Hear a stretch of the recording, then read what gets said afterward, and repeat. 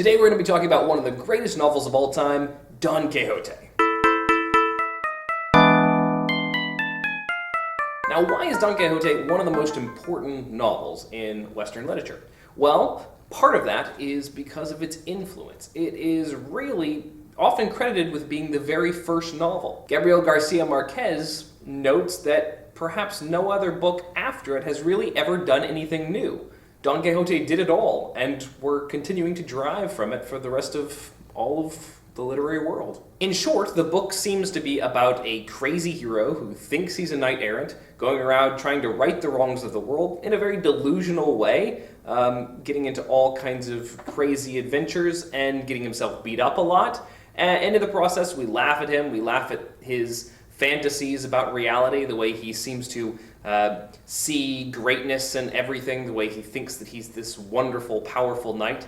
And we see human folly in that. There's a bit of comedy to it. But it's much more rich than that. And there are so many other layers. There's a wonderful commentary running throughout the book about literature itself. What's the point of literature? Why do we have books? And there's commentary on what it means to be human. Can we really live without our dreams? And are dreams really just silly? Or do they really truly matter? Don Quixote's influence on all those around him actually really matters. And at times, he can resolve real problems while fighting imaginary giants. The book begins by introducing us to our hero, who is a poor gentleman, who is kind of not the top class, but he's really not the bottom either. He's kind of in the middle. He's an hidalgo, so he's definitely not a knight-errant, although he imagines he is. It's not really until part 2 that he's called a caballero, or a knight, although in his mind, throughout book 1, he imagines that he is. The first 5 chapters outline his first sally, his attempt to ride out and right the wrongs of the world. And so today we're going to talk about those first 5 chapters. Before we can talk about the content, we need to talk about the narrator. Cervantes comments throughout the book as if he is not directly the narrator of this text. In some ways, he distances himself from the narrative and says that he found this story and that he got it translated and now he's writing it down for you. And he comments on the validity of the narration all throughout it. Early on, he talks about not having the rest of the manuscript and hunting it down and finding it and getting it translated. But at the same time, the events of the book really seem to be happening almost concurrently with his translating of it. After all, the characters in the text refer to books in the library by Cervantes himself, and some of the characters read part 1 by the time we get to part 2 and comment upon it. Cervantes creates this weird kind of blur between characters and narrators. How does this narrator know what's going on, and how has he written all of this down when these things happen in the dark? The characters themselves question that. And every time we think we get a handle on the book, Cervantes chuckles and throws a wrench in it. He purposefully complicates the narrative and steps back from the narrative and says, well, he probably got this detail wrong. Almost as if to constantly challenge us as readers and ask us, what does it really mean to be a reader? What does it really mean to engage in a story?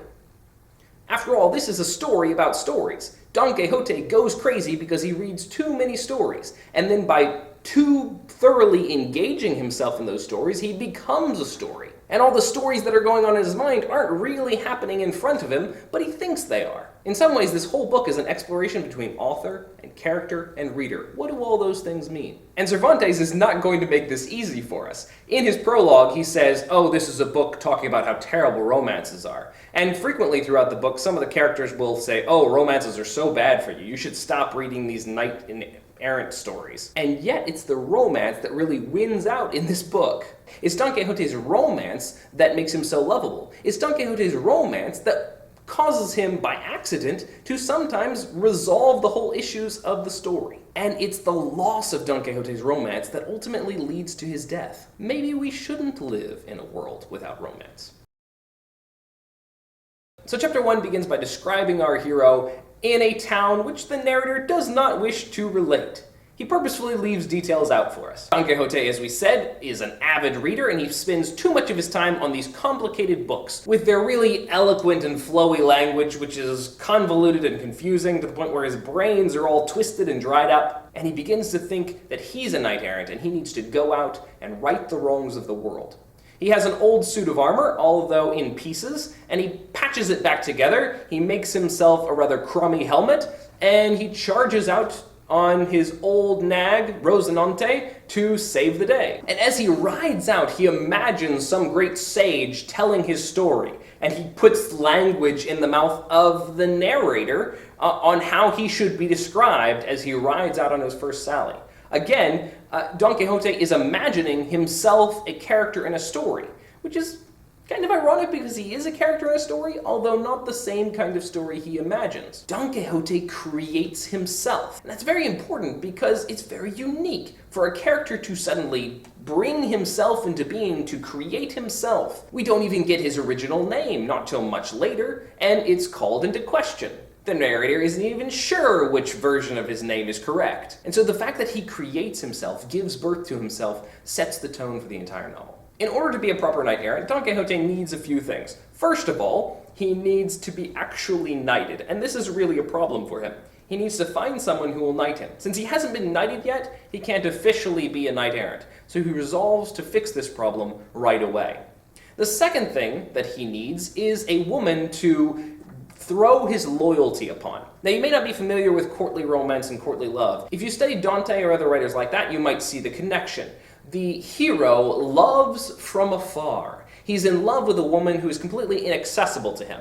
Now, there may be some desire to ultimately culminate their relationship, but usually it's someone who is far away and distant. And he throws his admiration to her from afar, and he dedicates everything he does to her, and he does everything in her name, and he's always competing for fidelity to her, and he is always trying to prove that she is the one who is worthy to be admired. And so as Don Quixote rides around throughout the countryside, he comes up with this female who is really a figment of his imagination based loosely on a real woman. The woman's name is Aldonza, but he transforms her into Dulcinea del Toboso. And this woman, Dulcinea del Toboso, in his mind is this princess and this beauty and this paramount of women. And as he imagines her, he gets the details farther and farther from the truth. And that becomes a complication later on in the story. Because first of all, when he defeats someone in battle and he tells them to go present themselves to Dulcinea del Toboso, she doesn't actually exist, and they can't actually go to her. When Sancho goes to find Dulcinea, he has some problems as well. And it becomes much more complicated in part 2, when Sancho gets kind of fed up with the whole problem, and so he tries to resolve it through trickery, leading to even more disaster. Once Don Quixote has his imaginary love, he has his horse, he's got his suit of armor, he's ready to go out and right the wrongs, he now needs to be knighted. And so he stops at the first castle that he comes to, which is not actually a castle, it's an inn. And much of the action throughout this story, especially part 1, happens in inns. These are places where people come and go, and you'll see all walks of life. One thing that Cervantes loves to do is paint characters from all different aspects of life. He loves to paint the beautiful and the elegant, but even more, he loves to paint the grotesque and the impoverished and the strange and the outcast. There are a lot of characters who are outcasts in this story, not just because of their social station, but also because of deformity, because of irregularity. Cervantes really plays on these ideas. And it's interesting that throughout all of this, Don Quixote cannot see their deformity, their impurity. Instead, he sees them as beautiful and as elegant and as pure. And so the contrast, the juxtaposition between ugliness and beauty, comes across even stronger. When Don Quixote arrives at the inn, he first meets a few prostitutes who he takes for beautiful princesses. Again, that contrast between the ugly and the beautiful, between the low and the high. And in Don Quixote's mind, these women are truly beautiful. And it's interesting to see the differences in reactions among the characters. Many of the characters see Don Quixote as an amusement. Some of the characters purposefully tease and make fun of him. Very often, however, the ugly and the lower characters who Dante champions tend to almost admire and pity Don Quixote and express more kindness to him. Cervantes notes that even the lowest kind of people can truly be kind and good at heart. And some of his best and most unselfish characters are really not the aristocrats and the rich, but the poor. He arrives and he has the prostitutes take off his armor, but he can't get his helmet off because he's knotted it on too tightly. And so he has to wear his helmet with the visor on it all through dinner and try to eat with it on. And in the midst of dinner, he stops to ask the innkeeper, as the lord of the castle, if he can perform the knighthood ceremony for him. So he takes the innkeeper as this great lord who could knight him, and the innkeeper just agrees to go along with it because this guy is obviously crazy. He wants to stand vigil over his armor throughout the night, and the innkeeper agrees. So they decide to leave his armor there by the well, and Don Quixote will watch over it and stay up all night watching his armor, and then in the morning the ceremony will be performed. Well, in the night, some of the muleteers, some of the people are going to feed their animals, and they go to get some water from the well, and there's Don Quixote standing guard over his armor, and in seeing these people approach, he thinks that he's being beset in his vigil, and it's part of his trial, and so he attacks them and beats them over the head and causes all kinds of havoc. The innkeeper rushes out, and seeing all the disaster, he puts an end to it, but at this point his inn has been really completely in disarray and torn up, and so he hurries up to the knighting ceremony and knights Don Quixote and tries to get him out of there. Don Quixote leaves the inn, and this time he truly feels like a knight-errant. He's been knighted, he has everything he needs, now he can go out and right the wrongs of the world. He has 2 more quick adventures before this first sally comes to a close. Don Quixote's first adventure is to meet a farmer and a young man named Andres, a servant. This scene illustrates how very little Don Quixote really understands what's going on around him. The farmer is beating the young Andres, and when Don Quixote sees this, he can't have violence, and so he puts a stop to it and tries to figure out what's going on. The farmer says that the young man is lazy and has not been doing his work. But Andres says, well, he hasn't paid me, and he's been cheating me. Don Quixote takes the part of the servant, and tells the farmer to pay Andres the reals he owes him. And he calls the farmer a knight, and says, on your honor as a knight, you must pay him.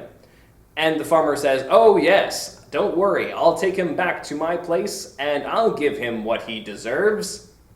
And Don Quixote takes that and says, oh great, you're a man of your word, I know you'll do it, and starts riding off. And Andres is like, whoa, wait a second! And as soon as Don Quixote is out of sight, the farmer beats him to a pulp. Don Quixote, on the other hand, is very proud of himself as he rides off, thinking of what a good deed he's done and how very much he's righted that wrong. In his great pride with himself, Don Quixote speaks in his mind to Dulcinea and says, O Dulcinea del Toboso, fairest among the fair, well mayst thou be counted the most fortunate beauty upon earth, seeing it is thy fate to keep in subjection, and wholly resign to thy will and pleasure such a daring and renowned knight as Don Quixote de la Mancha now is, and always will remain, who, as all the world knows, but yesterday received the order of knighthood, and has this day redressed the greatest wrong and grievance that ever injustice hatched, and cruelty committed. Today he wrested the lash from the hand of the merciless enemy, who so unjustly scourged the body of that tender infant. Don Quixote's fantasies about himself are immense, and they're going to become ultimately his undoing in part 2. Finally, Don Quixote comes across the merchants of Toledo, and when he sees them, he decides to perform this test to honor his love, Dulcinea del Toboso. He says, let the whole universe cease to move if the whole universe refuses to confess that there is not in the whole universe a more beautiful damsel than the peerless Dulcinea del Toboso, the high and mighty empress of La Mancha. The merchants begin to realize that this guy is off his rocker, but they decide to play with him a little bit. And one of them comes forward and says, okay, well, before we confess that Dulcinea is the greatest beauty of all time, would you mind providing a little bit of evidence? I need to see that what you say is true. And this ties in some way with the whole concept of storytelling. What is fantastic, what is true, is constantly challenged throughout the story. This is merely the first instance. All throughout, Don Quixote will see one thing, and everyone around him will see another thing, and will question it, and will say, is Don Quixote right, or is everyone else right? Sometimes it's difficult to distinguish fantasy from reality, even for others than Don Quixote. Maybe the line is not so clearly drawn. Where is the evidence? When they ask Don Quixote to present her, or to present evidence, he can't. And so the merchant says, Señor Knight, I humbly beg, in the name of all the princes here present, that your worship will not oblige us to burden our consciences by giving testimony to a thing that we have neither seen nor heard, especially as it tends to the prejudice of the queens and princesses of Alcaria and Estremadura. But if your worship will be pleased to show us any sort of picture of this lady, though it be no bigger than a grain of wheat, so as we can judge of the entire skein by a single thread, we will be satisfied with this sample, and you shall be obeyed to your heart's content. The merchant who was playing with him asked, how can we in good conscience say something that we don't know to be true? Don Quixote takes this as a challenge, and he rides at them, attempting to attack them. But as often happens in the story, his horse stumbles and he falls off. He falls into a ditch beside the road and can't get up out of his heavy armor, so he continues to shout insults at them, until finally one of them gets sick of it, comes over, snaps his lance in two, and beats him with it until he's senseless. And so there he lies in a ditch, beaten to a pulp, until one of his neighbors happens to be passing that way, sees him, recognizes him as the poor old man who reads too much, and picks him up and brings him home. Thanks for watching. If you'd like to watch the next episode, where I talk more about Chapter 5 and on, please click here. If you'd like to see a version of the story that I've done where I've modernized it, I've pretended to be a crazy teacher who's gone off his rocker and is trying to right the wrongs and be a superhero, you can watch those here. They parallel with what I'm talking about in the episodes. Or if you'd like to subscribe, you can do so right here. I'll see you next time.